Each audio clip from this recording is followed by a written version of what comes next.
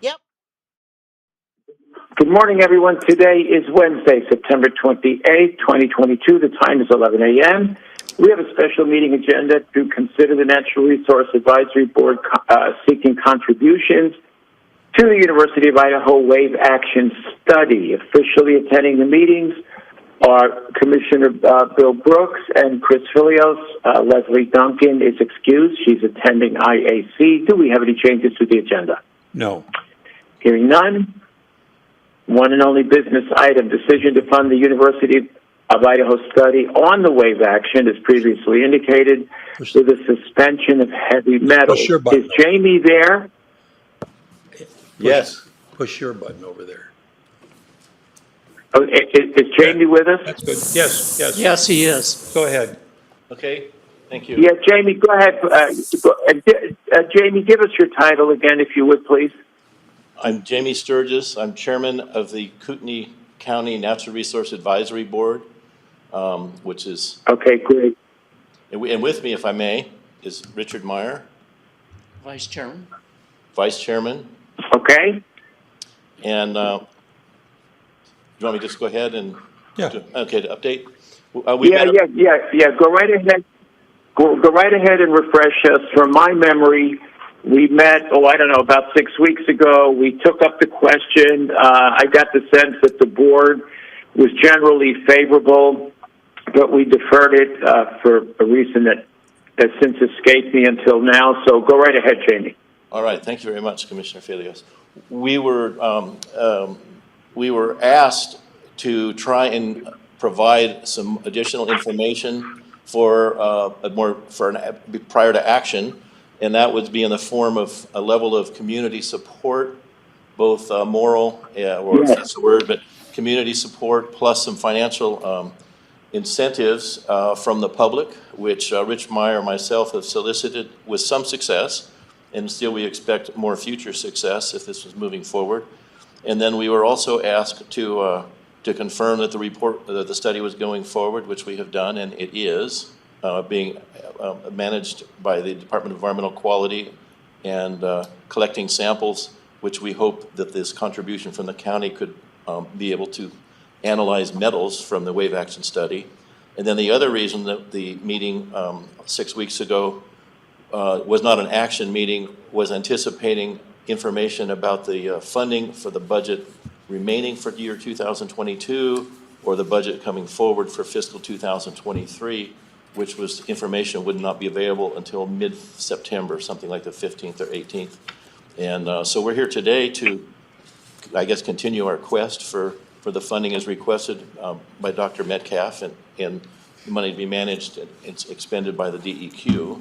I don't know how the mechanism would best work, but it would not be called, I don't think, until sometime after January, the turn of the year, when the samples are actually available and ready to be analyzed. They only hold for 6 months. After that, they're considered stale. So there's some timeliness to this action, but it's not what I'd say an urgent action to spend the funds, but it's to make sure that we've got them committed if it's possible. So I guess I would ask the commissioners if there's any update on the budget situation. I know you're probably in the middle of it. We're at the tail end of it. Tail end. Well, hopefully there's some tail left at the end for us. But I would like to know what or how we can fulfill our effort to get on the list this year, or as soon as we can, to give confirmation to the university and the DEQ that such funds are. Okay. So here's where we're at. So the budget was finalized back on August 31st. All we can do at this point is take the budget down. We cannot increase it. Now, unless my memory fails me, I don't believe we took this up as part of the fiscal 23 budget. So whatever contribution we make, we would have to do probably between now and the end of the fiscal year, which for us would be September, what's today? Well, Friday. So, and again, Leslie's not here. I don't know. I don't believe that we budgeted this for fiscal 23. Bill, is Brandy in the room? She is not. Okay, would you ask Jonathan to please get hold of Brandy? Okay.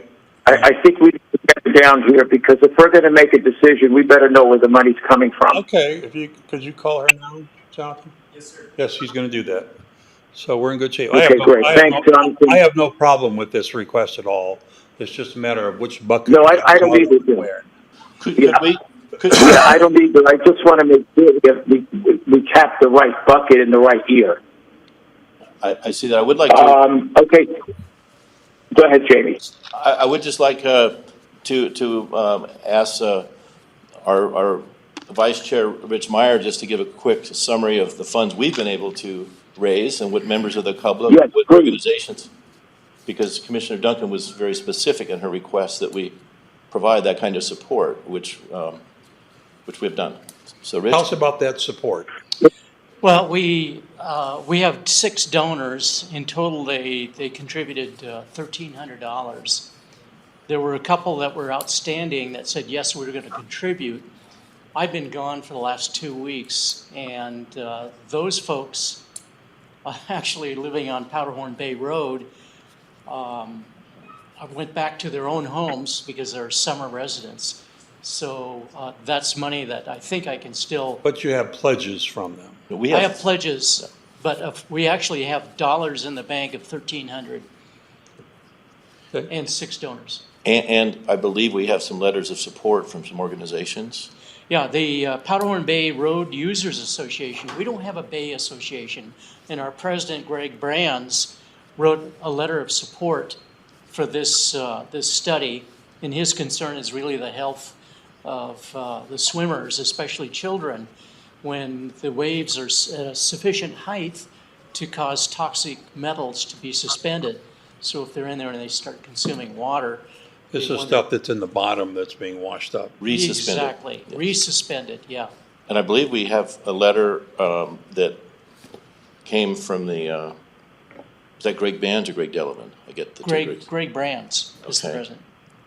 There's a letter of the commissioners, if I may read it. It's very brief. There are many of us living on Powderhorn Bay Road who support funding the University of Idaho wave impact on heavy metal suspension in Lake Coeur d'Alene.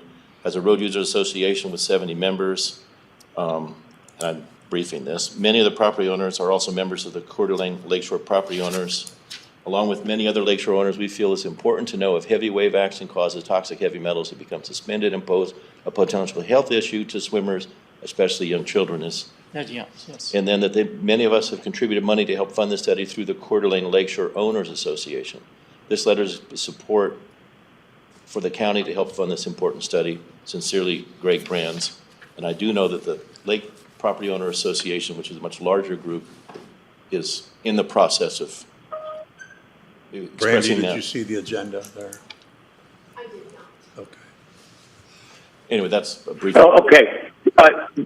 Let me ask you this quick question. Is Coeur d'Alene Lake Property Owners Association, are they going to contribute? Greg Brands told me, or excuse me, Greg Delavan said yes, they would. I don't think they've had a formal meeting to approve funding. Okay.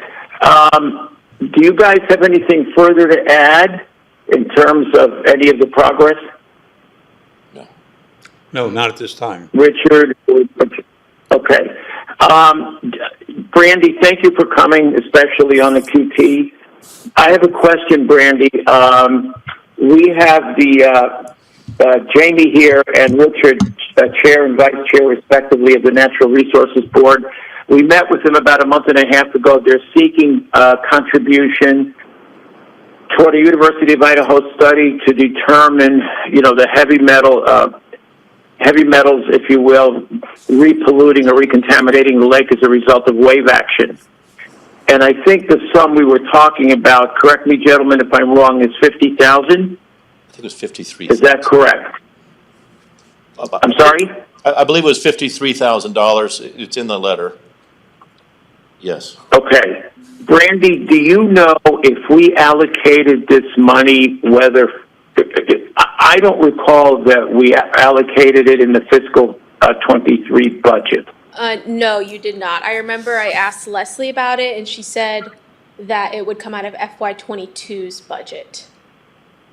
Okay, that was my sense. Okay. Is there a place for it to come out of? I guess my question would be, is this a community support service line item?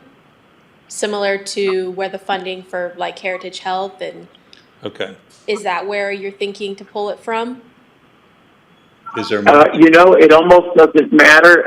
Do you know what kind of balance we're running in there roughly? Yeah, I apologize, my Wi-Fi is not connecting, so I can't pull your budget. That's okay. up. I thought I would be able to.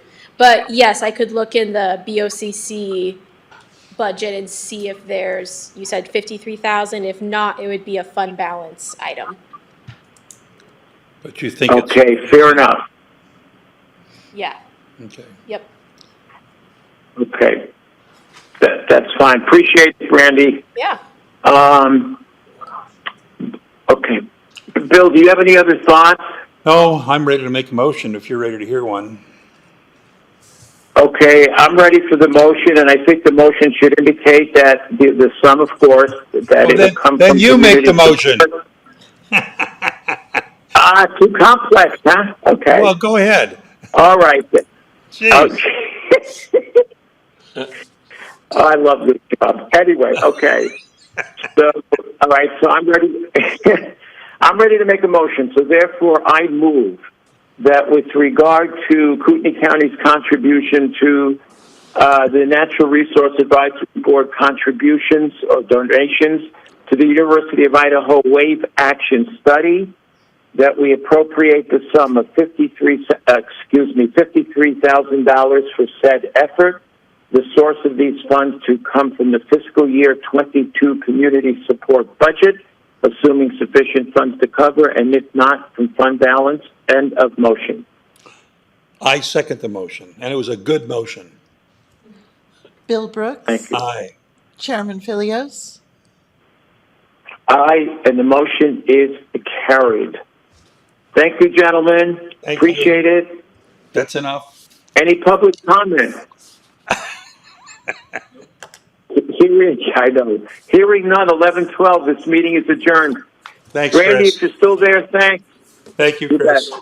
Thank you. Thank you very much. Thank you, Jamie. Thank you,